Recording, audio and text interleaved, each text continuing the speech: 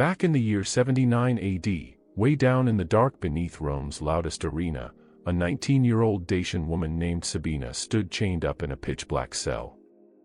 Directly above her head, 50,000 Romans were screaming in celebration, cheering for the gladiator who had just killed her brothers.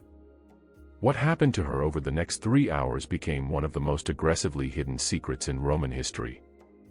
It was a ritual so cruel that even Rome's own historians debated whether they should write it down or just pretend it never happened. This is the story the Roman senators tried to erase from the books. It's about a reward that turned a winner into someone who could do almost anything behind closed doors.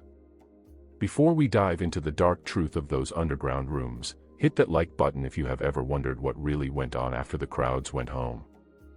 Make sure to subscribe, because once you hear this story, you will never look at ancient Rome the same way again. And leave a comment below. Did Roman entertainment go too far, or was this just the brutal price of running an empire? Everything you are about to hear comes straight from the historical records of Cassius Dio, backed up by excavations under the Colosseum in 2018 and Senate papers found in the Vatican archives. This isn't a myth.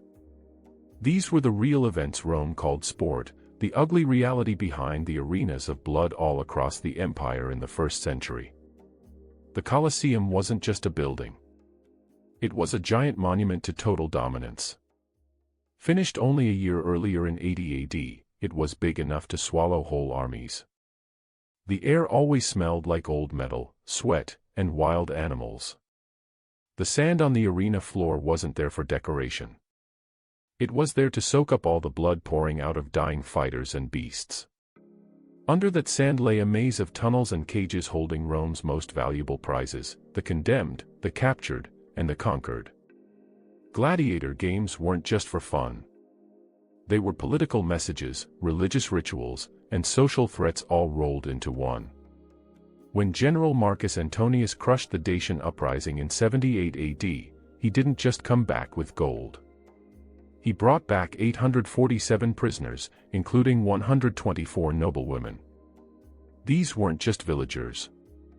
They were leaders, daughters, warriors, wives, and priestesses. Rome didn't just want to beat these people. It needed to humiliate them so badly that they would never try to fight back again. Now, the winner and the prisoner were about to meet. Gaius Valerius Maximus, 32 years old, stood nearly 6 feet tall, which was huge for a Roman. His whole body was a map of violence. Every scar was a fight won, a life taken, a crowd thrilled. Born a slave after his dad died in a debt prison, he had spent 14 hard years fighting just to stay breathing. He had killed 89 men in official matches. His dream was simple: earn the wooden sword of freedom. His worst fear was dying as a nobody, dragged away on meat hooks like hundreds before him. But on this August afternoon in 79 AD, he beat the Dacian champion right in front of Emperor Titus. His prize followed the standard rules: 500 denarii, a victory crown, and first pick of the female prisoners. Sabina, with her dark Highland hair and pale skin, stood among 17 other women in a holding cell. Before Rome burned her village, she was engaged to a warrior named Decebalus, who was killed by Roman troops 3 months earlier. Now she waited in silence, her world gone, her future erased. She wanted nothing except dignity and death. What she feared most was becoming entertainment for the same crowd that cheered for her people's destruction. That morning, a guard told her she had been picked for the afternoon event. She didn't understand what that meant yet. She was about to learn that Rome's idea of mercy was much scarier than its cruelty. This wasn't about individual lives. It was about psychological warfare. Rome knew that winning on the battlefield wasn't enough. True control meant breaking a people's symbols, ruining their traditions, and proving that even the most protected people in their society, their women, now belonged to Rome. This wasn't random violence. It was targeted dehumanization, a message sent to every conquered land: resisting Rome is useless. Losing to Rome is final. What happened that day would become so infamous that the Senate would soon be forced to do something about it. At exactly 3 p.m., As shadows started covering the blood-soaked arena, the game's master went down into the underground complex beneath the Colosseum. The hallway smelled like damp stone and fear. He walked up to Gaius Valerius Maximus holding a bronze tablet that listed the available prizes. Gaius's hands were still shaking from the battle, adrenaline still pumping through his veins. "The Emperor honors your victory," the official said. "By tradition, you are entitled to the spoils of war. Choose." No one there knew this routine choice, done hundreds of times before, would spark a crisis that would reach the Senate within weeks. The tablet listed the rewards: gold, wine, a night in a real bed, or the private privilege granted to the winner. For a man who owned nothing and could be killed at any second, this was one of the few times he held any real power. Roman society didn't just allow this, it celebrated it. To them, the conquered existed to please the conqueror. That was the logic of the empire, perfected over generations. The prep work began. Inside the women's holding area, a different kind of preparation was happening. Guards walked in carrying buckets of water, not for drinking, but to wash the prisoners. The women were scrubbed, their hair combed, and their torn clothes swapped for simple tunics. Sabina watched the workers move from one woman to the next, checking them and marking details on wax pads. An older woman, a priestess named Zalmoxis who used to serve the Sun Temple, whispered the truth everyone was scared of: "They are getting us ready either for the show or for what happens after." The prep ended quickly, but somewhere else in the arena, something much worse was being set up. Something that would turn a normal act of abuse into a scandal that future historians would argue about for centuries. Above them, 50,000 people filled their seats for the afternoon's extra entertainment. Between the big gladiator matches, officials staged interludes, fake hunts, scripted battles, and what Roman writers politely called mythological plays, which often forced prisoners to act out legends that ended in real death. But today's show had a new twist.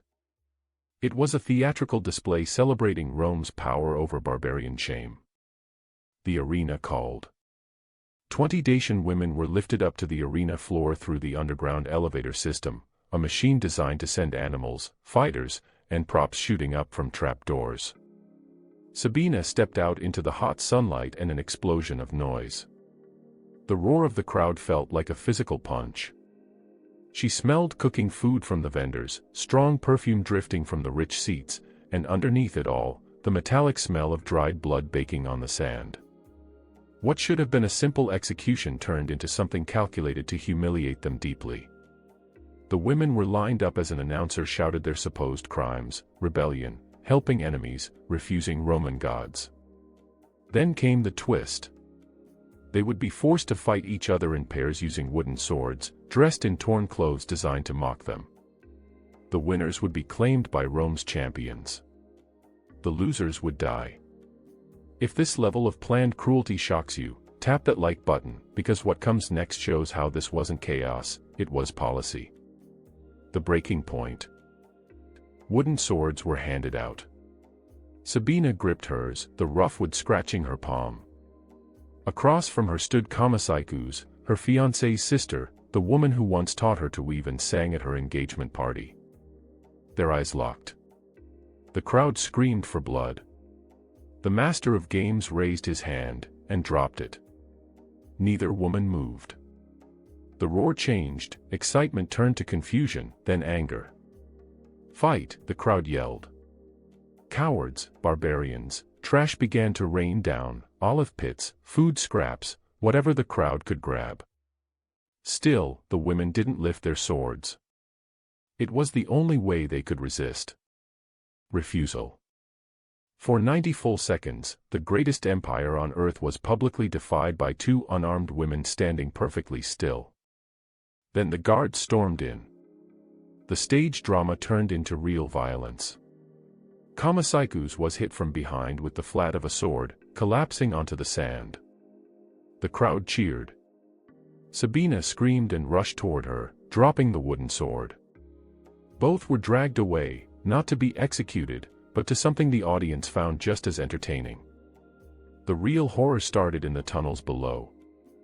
The massive machine of Roman exploitation kept moving without stopping. A scribe wrote a note in the record, 20 female captives, Dacian origin, processed for post-victory distribution. Next line, 2 resistant, transferred to private rooms for champions' exclusive use. What came next became Rome's most polished system of dehumanization.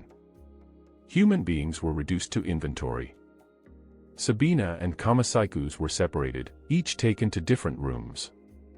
Small stone cells with benches, iron rings built into the walls, and doors that locked only from the outside. They were clean, organized, and terrifying specifically because everything was so planned. This wasn't accidental cruelty. These rooms were part of the arena's design, just as intentional as the lion cages or the gladiator lifts.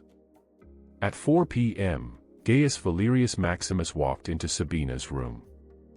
The door opened, and their eyes met. He was still in his full arena gear, someone else's blood smeared across his chest. She was backed into the corner, exhausted and unarmed. Between them stood the full weight of Roman law. He had total legal power. She had none. She was classified as spoils, a reward earned through killing. History doesn't tell us what Gaius thought. Did he see a person? Did he see property? Did he question the system that turned him into both a weapon and a prisoner? All we know comes from a clerk's routine report, not from either of them. Then the unimaginable happened. An act of rebellion.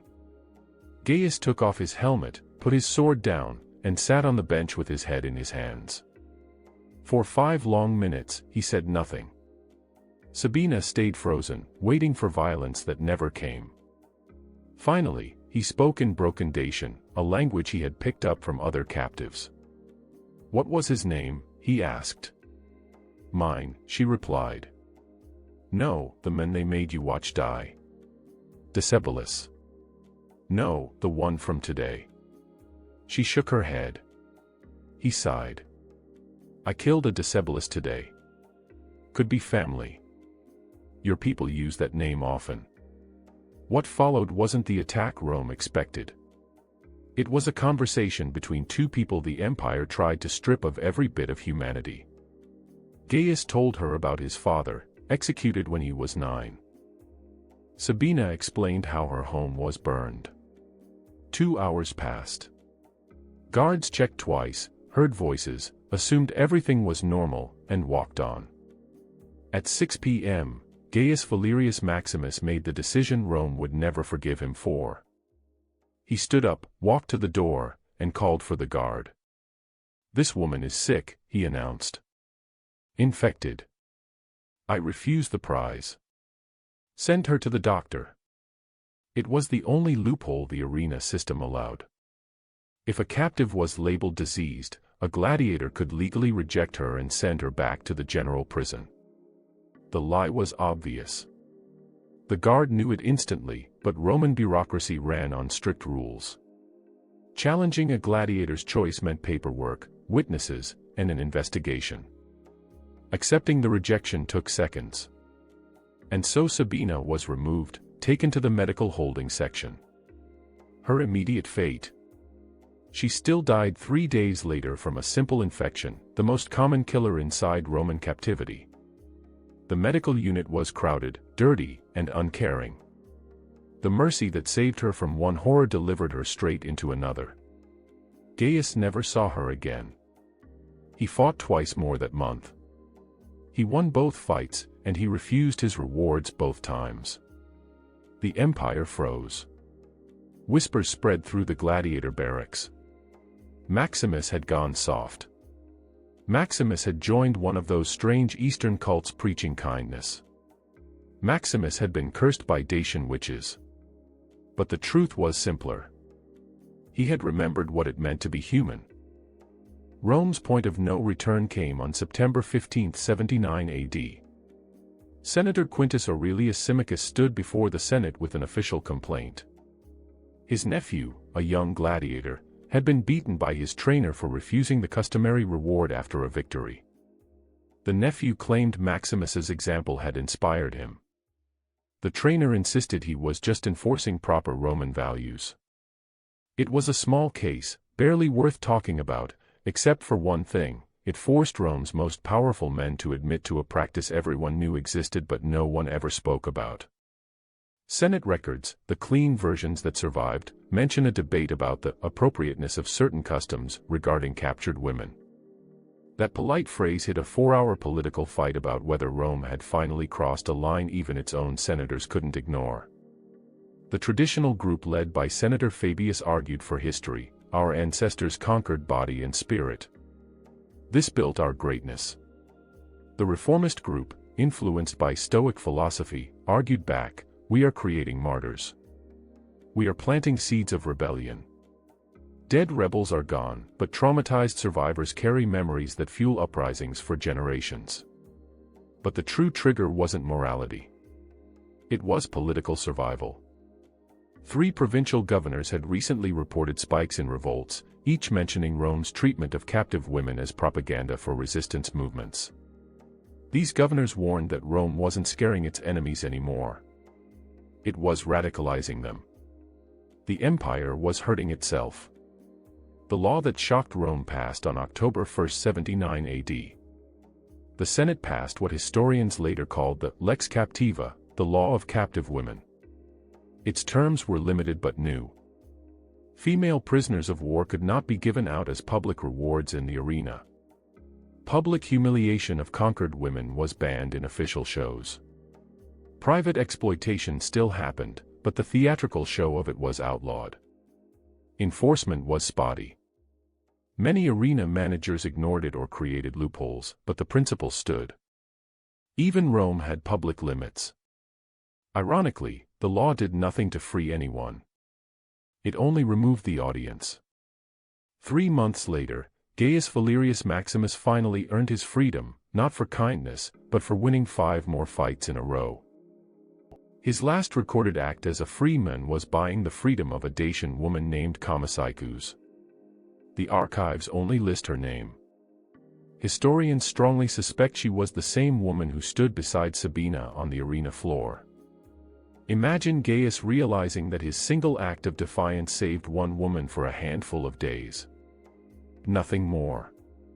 It changed nothing for the thousands who came before or the thousands who would come after. The machine was too big, too profitable, and too deep in Roman culture. His rebellion was a single raindrop falling into an ocean of blood. Imagine Sabina's final hours, dying from a preventable infection surrounded by other prisoners the empire didn't even bother to write down. Not one senator debated her death. Not one historian wrote her name. In Rome's moral math, her suffering wasn't important enough to count. The tragedy isn't just that Rome was cruel. Cruelty was normal in ancient war. The true tragedy is that Rome industrialized it, turned it into entertainment, standardized it with paperwork, supply lines, and blueprints. A system so complete that people disappeared into it without leaving a trace except scratches on stone. In 2018, archaeologists from the University of Rome, led by Dr. Isabella Fortunato, dug up a forgotten section of the eastern underground tunnels. What they found never appeared on tourist brochures. A cluster of small rooms with iron chains built right into the walls. Drains cut into stone floors. Scratch marks carved by desperate hands. Pieces of pottery used to carry water or food, and bits of bedding pressed down by years of weight. Carbon dating confirmed the rooms were from the original 80 AD construction, meaning they were built on purpose, not added later. 6 bronze tags were found stamped with the word Captiva and dates spanning 79 to 82 AD, the exact years of the Dacian crush. These findings matched the written evidence. Cassius Dio's later writings described allocation rooms for conquered women. Seneca's earlier letters hinted vaguely at the practice without giving details. Tacitus, who was usually graphic, was strangely silent, implying even he found it too gross to write down plainly. Historians argue about how often it happened. Some say it was rare, saved for big victories. Others point to the special rooms, the evidence, and multiple sources to argue it was routine. The truth lies somewhere in between, not constant, but common enough to build rooms for. Romans treated gladiators like ancient celebrities, but with a dark twist. Rich women bribed guards to meet them. Lamps and wall paintings show gladiators posing with weapons. Their sweat and blood were sold as love potions. Some women even drank it as a cure for fertility. The same society that worshipped these men also fed them into death machines and rewarded them with human beings. Historical accounts describe nighttime parties after major games where rich patrons mixed with gladiators and slaves. Women captured in war were paraded as trophies, sometimes forced to act out myths involving gods like Jupiter or Mars before being given away as gifts. Prisoners forced to strip during victory parades. Victims tied to stakes to imitate myths before execution. Enemy queens paraded publicly before being handed to generals. None of it was an accident. It was a message to the world: Rome owns your past, present, and future. Gladiator games weren't random. They were obligations owed to the public. Sponsors who hosted games had reasons to increase the spectacle. Humiliation of captives became a selling point. The 19th century historian Theodore Mommsen called this Rome's most efficient machine of dehumanization. What he meant was simple: Rome didn't just conquer bodies. It conquered identity, memory, and meaning. The fact that we still debate these events today shows how deep the scars run. The movie Gladiator barely whispered about this reality, hinting at it only in shadows. And modern scholars still argue whether discussing these practices exposes Roman brutality responsibly or just risks sensationalizing it. But it matters because it shows exactly how a civilization can defend cruelty through laws, customs, and entertainment. Rome wasn't the only empire capable of horrible acts, but it perfected the ability to normalize them, to turn violence into ritual and transform screams into crowd-pleasing shows. The deeper truth is this: the line separating civilization from barbarism has never been measured by marble temples, paved roads, or tall arches, but by how a society treats those with no power at all. Rome engineered aqueducts that survived 2,000 years, yet at the same time built rooms beneath its stadiums where human beings were violated as casually as props in a play. Its brilliance and its moral emptiness existed side by side without contradiction. It also reveals how power twists everyone it touches. Gaius was both a victim and a tool. Enslaved, controlled, forced to kill to survive, yet given power over someone even more helpless than him. The system twisted ordinary people into instruments of cruelty and turned human suffering into entertainment when it should have stirred empathy instead of applause. It warns us about the danger of using tradition as a moral excuse. Our ancestors did it, became Rome's answer to every ethical question until habit replaced humanity and atrocity became routine.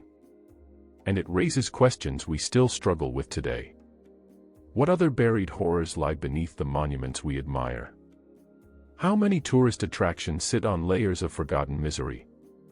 When does facing the past become necessary?